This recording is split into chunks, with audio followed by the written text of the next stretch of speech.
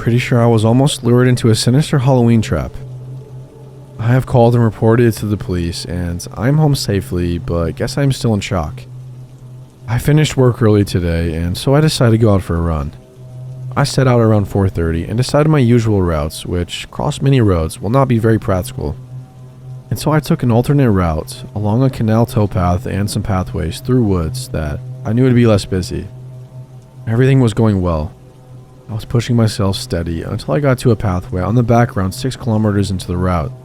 It is a long straight path with a canal on the left side, and on the right there is wasteland where some factories used to be, but have mostly been demolished. It has been left abandoned for as long as I can remember and is overgrown with trees and weeds.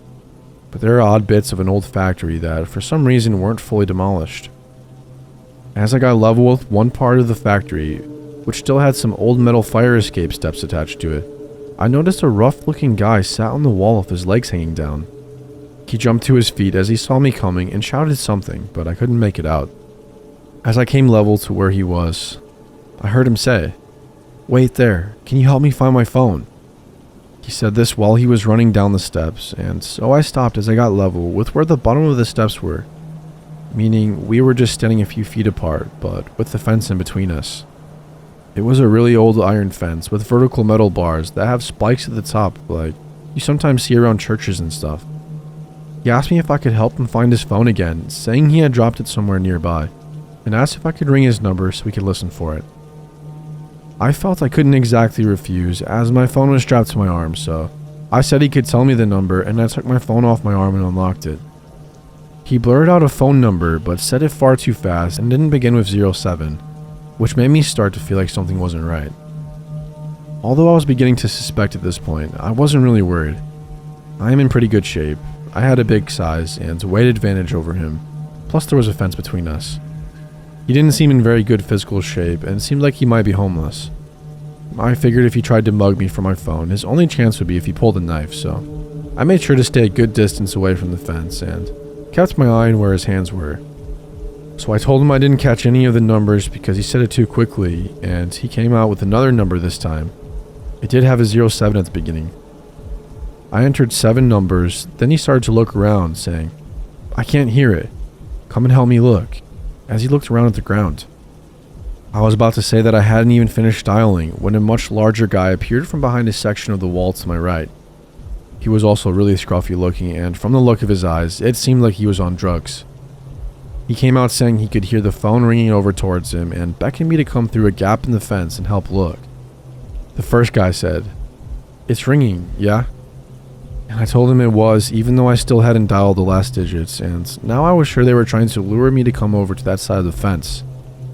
After 2 or 3 times with them both beckoning me to come help, always insisting they could hear the ring, I heard the second guy say, "He's not going to fall for it." He said it in a hushed way as if he thought I couldn't hear, but with it being out in the middle of nowhere, I could clearly understand what he said. Then the first guy started acting quite aggressive and punched a tree, telling me that he needed the phone badly. While he was punching the tree and ranting, the other guy had taken a few steps away to the right, meaning I couldn't keep my eyes on both at the same time. It was after 5 p.m. at this point and had gotten dark all of a sudden, which made the whole thing even more unsettling. I noticed there was a gap in the fence where some of the bars had been removed, right where the second guy was heading, and I decided at that point to get the hell out of there and make a run for it. Neither of them said anything as I ran away, which makes me sure that they had malicious intentions. If they genuinely lost their phone and needed help, I would expect them to shout, "Where are you going?" or something to try and get me to come back, but they didn't even try. After sprinting for about 20 seconds, I turned to see if they were chasing me. They both stood on the path around where the gap in the fence had been, but were not chasing me. They were just standing there watching me run away. I continued running away, but kept looking back every few seconds, until I was out of sight. It was at this point I got off the canal path and onto the roads. The person I spoke to on the phone to report it took my details and the descriptions, but seemed to think it wasn't anything worth worrying about, and said it will be investigated. The whole incident has left me a bit unnerved, and I am pretty sure I won't be jogging that route alone anytime soon.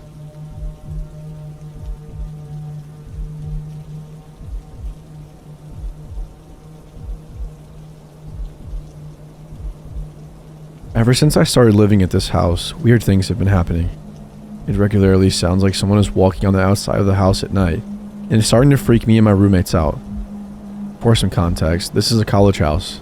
4 girls in our 20s just looking for a fun place to live. There have been a few different encounters that have led us to this conclusion, and it only continues to fall in place.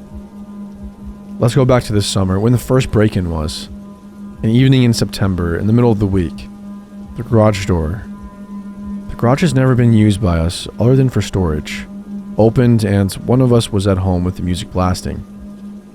She heard it and didn't think anything of it, but about 5 minutes later, went upstairs to check and found our garage door open and back door unlocked. Again, we never use our garage. She looked around and found nothing missing and figured it was an accident. About a month later, we were having a party. It was around Halloween and we decided to have a costume party. Around 12 to 1 a.m., someone was in our backyard and turned to see a man walking up the side of our house. When the man saw him, he ran away and up the hill. We also around this time had one of our car windows broken. Nothing was stolen, just the window was broken.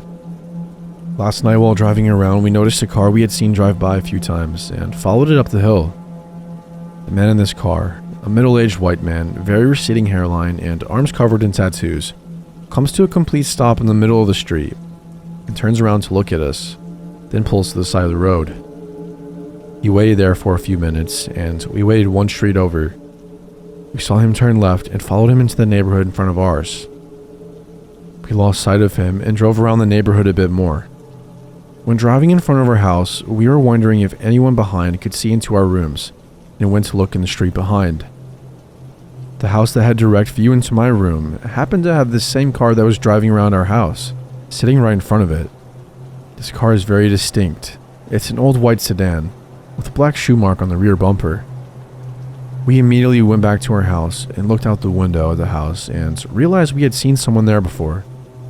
On multiple separate occasions, there was a middle-aged man standing in the window looking at our house, or sitting on the back porch in a lawn chair facing our house. Last night, when we went to bed, my roommate had her window open and heard footsteps, our fence gate open, and car doors.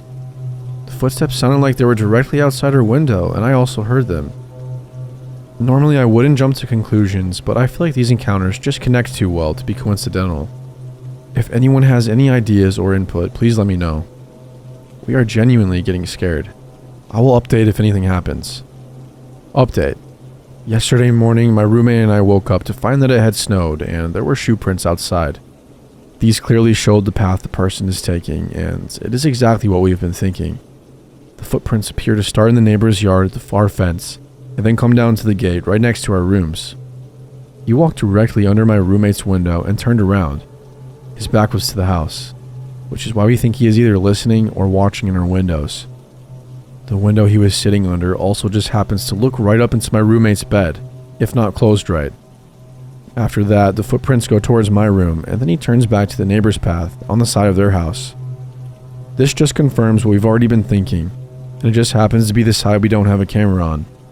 With this, our gate and footsteps situation from last month makes perfect sense. The shoe prints are huge, which fits perfectly with a tall man like the one we've seen before. And you can tell the shoe is a Nike. If I can figure out how to attach a photo on here, I will. But until then, I can only explain just how terrified we are. No matter what his intentions are, this is a huge man and he could take us all down.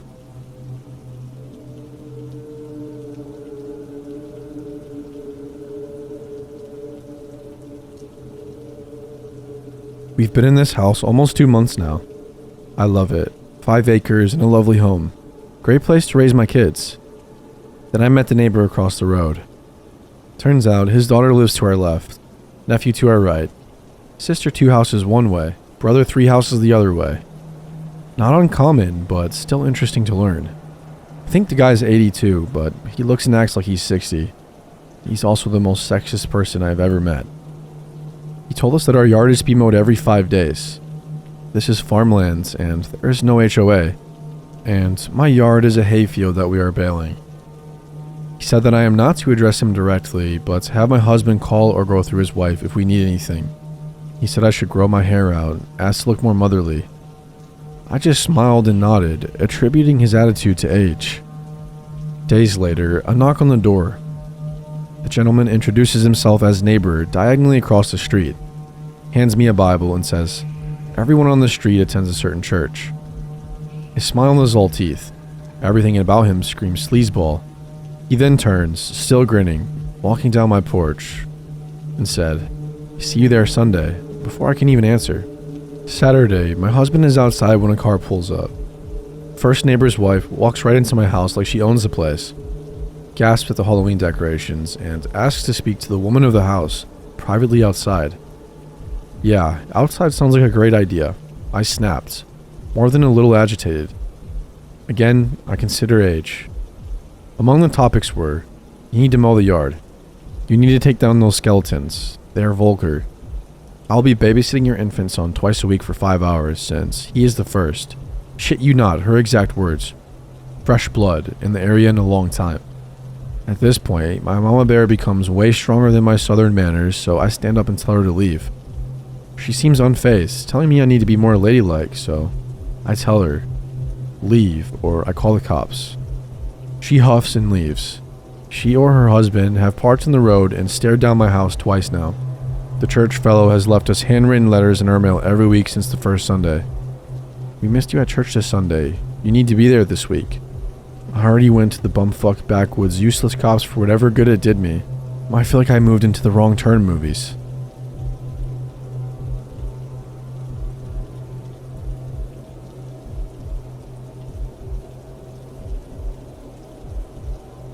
This incident happened to me last year on Halloween. My little brother and I were home alone since our parents had gone out to a Halloween party. They had tasked us with handing out candy to the trick-or-treaters. This bummed my brother and I out because we had made plans to go trick-or-treating with a few friends. Our parents told us that we were too old to still be trick-or-treating and that we could instead invite our friends over to the house and hang out there. My friends declined my invitation to come over because they still wanted to go trick-or-treating. So that left me home alone with my brother handing out candy. A lot of people stopped by our house, and by 10 o'clock, almost all the candy was gone. My brother and I decided that we'd eat the rest. We were sitting on the couch watching a scary movie, stuffing ourselves with candy, and there was a knock at the door. I stormed off the couch, wondering who the hell could be knocking at our door this late. I assumed that it was just some late-night trick-or-treaters. Even if that was the case, I had turned the porch light and Halloween decorations off, which should have been a dead giveaway that we were out of candy or that we weren't home. So I assumed it was my parents. Being cautious, I looked through the people and saw a suspicious man standing on our front porch. He was wearing a black hoodie with the hood over his head, which made it difficult to see his face.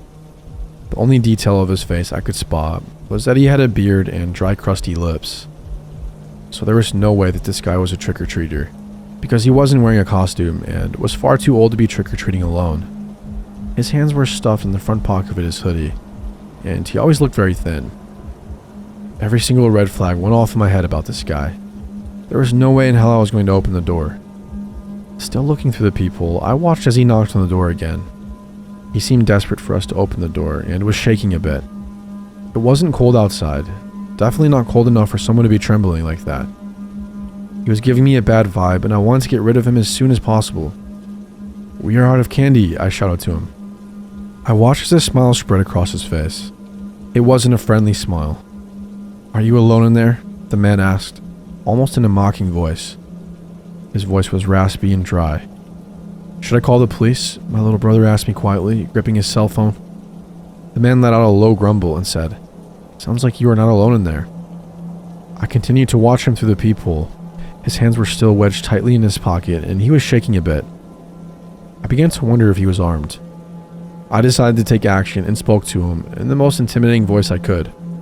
"Get the fuck away from my house or I'll call the police," I shouted. His smile faded and he bared his teeth. His teeth were piss yellow and I concluded that he was probably some homeless crackhead. He had a look of fury plastered on his face. Fortunately, he left without trying to break in, probably because he knew I wasn't fucking around. I didn't stop watching him through the people until I saw him completely off of our property. My brother and I breathed a sigh of relief and decided to not call the police. We were a bit paranoid after this, and we watched TV until our parents came home. We didn't tell them about the man, since he hadn't really tried to harm us. Now when I think back to this, I wish we would have called the police, because maybe we would have been able to prevent a murder. You see, The next day we found out that the elderly woman who lived a few houses down from us had been brutally murdered. Her neighbor had found her lying on her front porch, covered in blood. She had been stabbed multiple times in the chest and neck. My brother and I knew immediately who had done it, and we told the police what we knew. They couldn't do much from the information we had given them, since we hadn't seen many details of his face. They went on the hunt for the man, but never caught him. I blame myself for that poor old lady's murder because I could have prevented it from happening just by calling the police. I think the most disturbing thing of all is the fact that he didn't take anything from the old lady's house. Her house had been left untouched, but he could have gone in and taken what he wanted since her door was wide open. This means that he just wanted to kill. That was his only intention. He didn't want money or jewelry. He only had the urge to murder.